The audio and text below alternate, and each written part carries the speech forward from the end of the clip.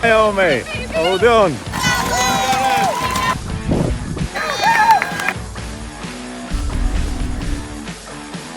You're running 7th, Gareth. Well done.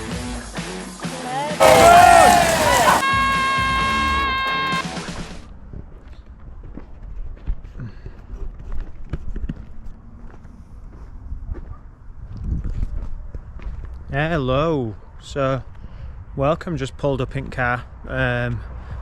Where I am will make sense a bit later in video.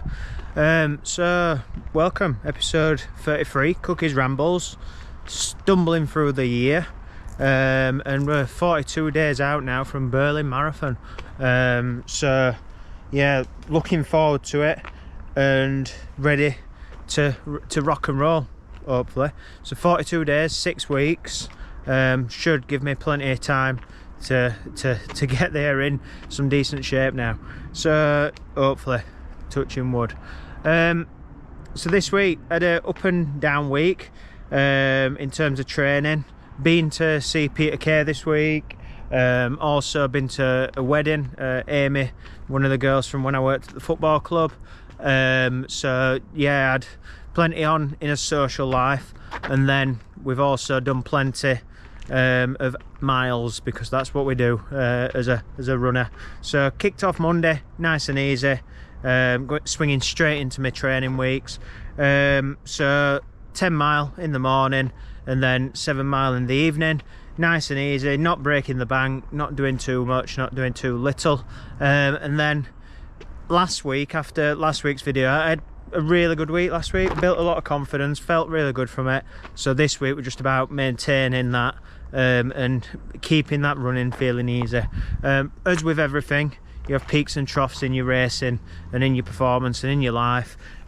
So last week at York 10k, body recovered really nicely, and was able to get it done on Monday. And then Tuesday, went out in the morning, just 6 mile in the morning, and then did a speed session on the track with the gang Tuesday night.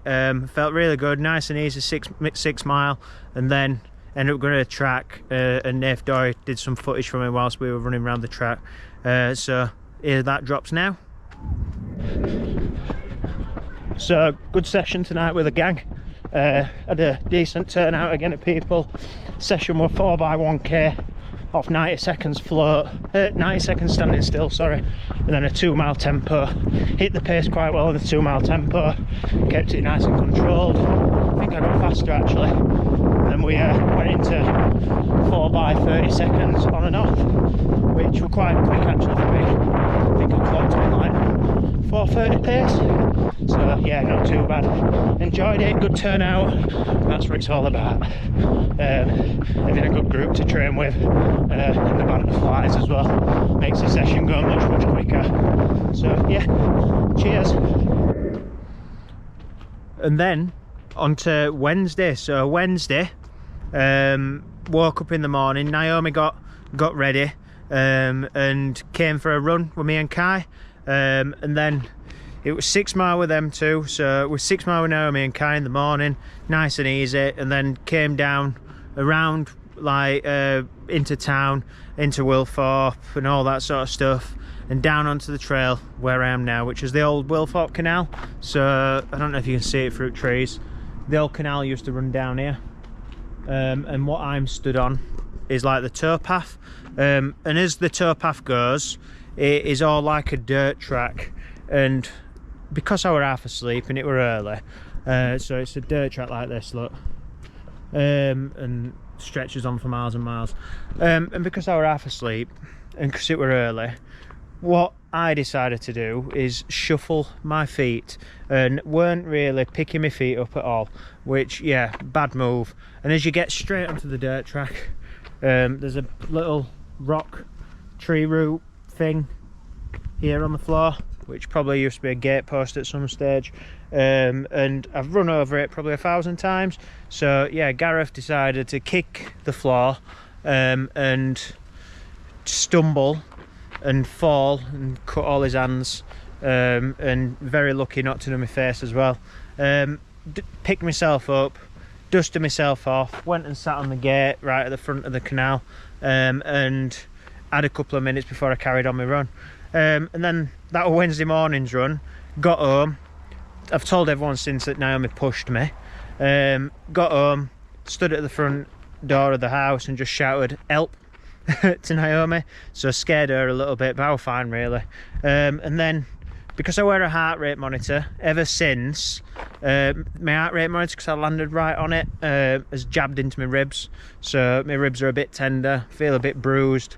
Not been for an x-ray or anything like that to see if they are broken, but they are very tender and they are swollen, so just being mindful of that. It's not stopping me running, but yeah, it's just one of them things, a stupid accident that could have been avoided really.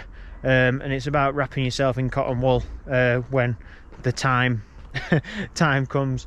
But yeah, it's tender in the ribs, the pain wears off as the day goes on, and then I'll go to sleep and wake up in agony again. I've told everyone, so I might as well tell you lot as well on camera. So yeah, that was Wednesday morning's run, and then in the evening finish work, 5 mile round on the streets and all that sort of stuff, and then we were set off to Naomi's parents, because the wedding that we went to on Thursday was over in Beverley. So even though it's a girl from Barnsley that we're getting married, so went over to Beverley, Naomi's parents, and then we stayed there Wednesday night, Thursday night, and came back Friday. And then Thursday woke up, only had time to run once on Thursday, because the wedding started at 12 and we wouldn't get home till late. Like, we got home about 10:30, 11 o'clock Thursday night. So woke up in the morning, planned to do a bit of a session Thursday. So yeah, I ended up doing, I think it was 12 mile Thursday morning. Did about 8 mile warming up, or 7 mile ish. And it was just an out and back route. Obviously it's over in flat country, over where Naomi's parents live. So all I did, 30 seconds on, 45 seconds off, and did it 10 times. So there weren't much volume there, but I tried to get me 30 seconds on at a decent speed, and did all right, to be honest. Legs felt fine. Had my Sauconys on for it, so made me feel a bit snappier, to be honest. And then Friday woke up after the night before, didn't get back till late, just went out, did 10 mile in the morning, out and back on the same sort of route as what I did Thursday morning. Because it's in Hornsey, there are a lot of like tourist traffic, so I didn't want to go on the back roads, because it's people that don't live there that drive them back roads then, when there's a lot of tourist traffic. So there's the risk of them cutting the corners and running you into the ditches and all that sort of stuff, so you're better running on the main roads where there's footpaths, and being a bit more sensible with that. So then that was Friday done. Boxed 72 mile off by this point on Friday, so yeah, got some decent volume in for the Monday to Friday job. Friday night went to go and see Peter Kay. I'll not tell you any of the jokes because I ain't got the good delivery like he has, and don't want to ruin it in case you are going yourselves, but it was class. Like, really enjoyed watching him. Growing up, obviously we're from England, we're from UK, so Peter Kay's a little bit of a god in terms of like stand-up comedy and stuff. But yeah, really good, and if you aren't going to see him, you're missing out, because yeah, he's Peter Kay. So yeah, that was good. Went with mum, dad, Naomi, James and Alice. Got a brilliant photo of Naomi taking the mick before we went in. So yeah, if you look at the photo that flashing up on screen now, you can see Naomi's face like completely bemused, and being way too serious. And I'm being honest, that's just a normal self. I don't know if it is a bad photo or not. So yeah, that were good. And then Saturday we didn't get until late again Friday night, but so Saturday we planned to stay local for a park run, but Naomi wanted to do a D, so with parkrun alphabet. I've done a D previously because I've done Dewsbury and Dalby Forest. Naomi slept in the car when we went to go under Dalby, and we weren't together when I went to go under Dewsbury. I last did it New Year's Day with Scott in 2020, and then Scott dodged Barnsley Parkrun for the New Year's Day double because he pulled his calf at Dewsbury. So it's not flat, It's about 3.5 laps, and you do a small loop and then 3 big loops, and finish on an uphill as well. So yeah, really I enjoy it. It's a good course, it's friendly, it's Dewsbury. So enjoyed it. Set off, rib was hurting and tender, but I didn't let it affect like my running or anything like that. It only hurts if I'm taking big deep breaths, so a lot of shallow breathing, but that might make me a better runner, to be honest. So yeah, 17:14 I think on the clock, so not too bad. Did a 1.5 mile warm up and then park run, then a couple of mile afterwards with Naomi. Called at Starbucks on the way home. Naomi's not had a Starbucks before, so she's a Costa gal, so not had a Starbucks before, so we went into Starbucks and treated ourselves, and then came home, fell asleep. So we had about 3 hours nap, or if you can call that a nap, I think it's a sleep actually, isn't it, in the afternoon. And then I went out in the evening, did 5 mile, so 12 mile for Saturday, so clocked up 84 mile by that point, on the Monday to Saturday job. And then rolling into Sunday, Birdie said, I think it was Friday, any plans for the weekend, Gaz? And I'm like, well, I'll run with you if you want, pal. He had 17 to do with a 5 mile pickup towards the end. I had 20 to do, so yeah, it made sense that we run together. Kai came along as well, and then Naomi and Ruby and Jack Bellamy, one of the local lads that runs with us. So we all ran on the trail up at Penistone, and then we've called at Milk on the Hills on the way back, which is like a milk vending machine near us that stocks different flavour milks and fresh milk and all that sort of stuff. And you can see the cows in the field that it's come from, while she sat there at the picnic benches drinking it. They do teas and coffees and stuff, so a little bit of advertising plugging for them there. But yeah, they've stocked them in different like butchers and shops around us, so it's quite cool. Cannonall's got some as well, one of their vending machines. So yeah, it's quite cool, little novelty thing. But I think we go once a week now or twice a week, and it's local, so shopping local, fresh local produce, and it's got no delivery miles on it because it's come from cow to vending machine from where you live. So yeah, that's quite cool. So yeah, sat there, had a milk, and then I've come down here and filmed my video to show you where I fell. So yeah, 104 mile for the week, 42 days to go. Had a good week, but then it's been overshadowed by the fact that I were numpty and tripped up on the trail. So yeah, looking after my rib. If it is a bruise, it takes about 6 weeks to heal. There's not much you can do for ribs, to be honest. It's just rest. So as long as I can still do my running, I'm all right. And at the minute, like, it's fine. As soon as I warm up, I feel fine. So yeah, just managing that, and enjoying it. It's only a bruise, I think, anyway, so it's not like it's going to hinder me too much. And then hands are healing nicely. There's only a few little cuts on there now, and took skin off end of my thumb as well. But I was very, very lucky it weren't my face or my nose, which it could have been. Sort of like hit the ground and hovered off the floor. So yeah, enjoyed it. Good week. In terms of training, not much this week. Like, I've done a lot of volume, got some quality miles sprinkled in there, hit like double. I've done 2 sessions really, with my Thursday session and my Tuesday session, and then my parkrun were an half decent effort. So yeah, just getting a sprinkle of quality in there as well.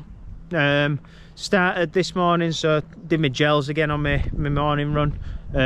Took a Morton caffeine gel at 10 mile and felt absolutely fine this morning. Like I said to them lot in the car, if I didn't have them to wait for me at the end, I probably would have clocked on and done 22 mile this morning, just because I felt really, really good, and felt quite comfortable. So yeah, that's always a good sign that you could run more. But it's that thing as well, that appetite. You always want that feeling that you could do more to keep that appetite up, for the other stuff. Leave you wanting more when you walk away. So yeah, that's always a good thing. And then as runners, it's a big other than the fitness and the training and the aerobic gains and all that sort of stuff, there's loads of other stuff that go into play in terms of like who you are as a person and what running actually does for you as a person. So as a big part, and I couldn't even put it in a percentage to be honest, is psychological battles. So having that psychological battle with yourself, having that confidence with yourself, having that motivation within yourself to push and go further and go faster and make yourself stronger. So being psychologically tough, so having enough balls and enough like grit about you to push through stuff when the going does get tough. So having that psychological strength and reinforcing that within yourself, that you are good enough, and when the time comes when you are towing the line, that you can do it, and you've laid it all out there in training as well to prove to yourself that you can do it. And there's a little bits of like positive reinforcement, having a word with yourself in a mirror in the morning, like actually saying it to yourself takes something, but that increases your confidence because you've had enough to say it to yourself and had enough balls to actually say it out loud. So having that positive reinforcement within you, setting your home screen wallpaper on your phone as a bit of a motivational speech or a goal target or something like that, that could be a positive way of reinforcing something to yourself.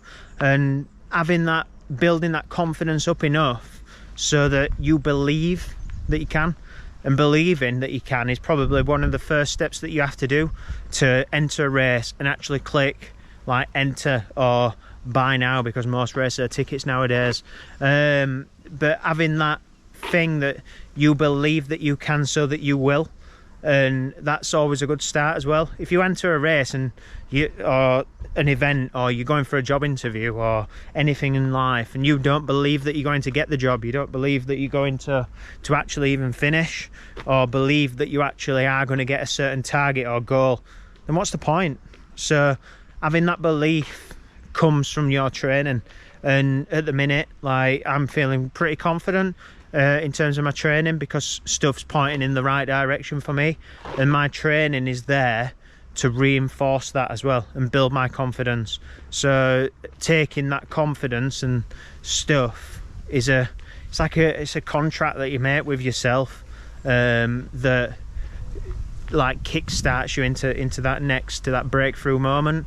And yeah, that's what training and other stuff that it means to me as well. But yeah, if a lot of over the last couple of weeks, like I've increased in confidence, and it's come from hitting targets, hitting goals and all that, those stepping stones along the way. There'll be times in training where you don't hit the targets, you don't hit the goals, and that's fine as well, because then you take confidence that eventually you will hit them targets and goals as you progress towards your A, B, C, D, E goal, and that's just where it is. But yeah, if training or life or anything isn't building your confidence, like, you need to do something about that, and you need to change that within you. So yeah, just that's where it is. That's what training should be. It should be there as a process to increase your confidence, increase what you are doing, increase your belief that you can do it, and the training itself is purposeful and full of value for you. So if you are going out and you're too tired to hit your targets, hit your paces, hit your goals, then your training's doing the wrong thing, and that's when recovery comes into it, which I bark on about quite enough now as well, because I've had to learn the hard way, and I have had to do stuff where I haven't been recovered, I haven't been fit, I haven't been fresh, I've been overly tired, and that's just part of the learning process and part of the learning curve. So yeah, back at my crash site, this little rutty thing on the floor, and yeah, reflecting, silly mistakes, those happen, that's fine, and it's how you get over them and how you build the confidence so that you're strong enough to go again. If I were going to trip over something, it could have been over this, but yeah, it weren't, or this curb. So yeah, strong enough to go again, of course I am. and I'll get over it, but absolutely fine. And it's all part of the training process, and sometimes you just have to wrap yourself in cotton wool and be careful when you're putting one foot in front of the other. And in life, that stuff happens. So, well, just another day at the office. Anyway, 42 days to Berlin, 6 weeks out, episode 33 of Cookies Rambles done. And yeah, fighting fit, looking well, feeling well, and next week we go again. So cheers for listening, guys, and I'll see you all next week. Bye.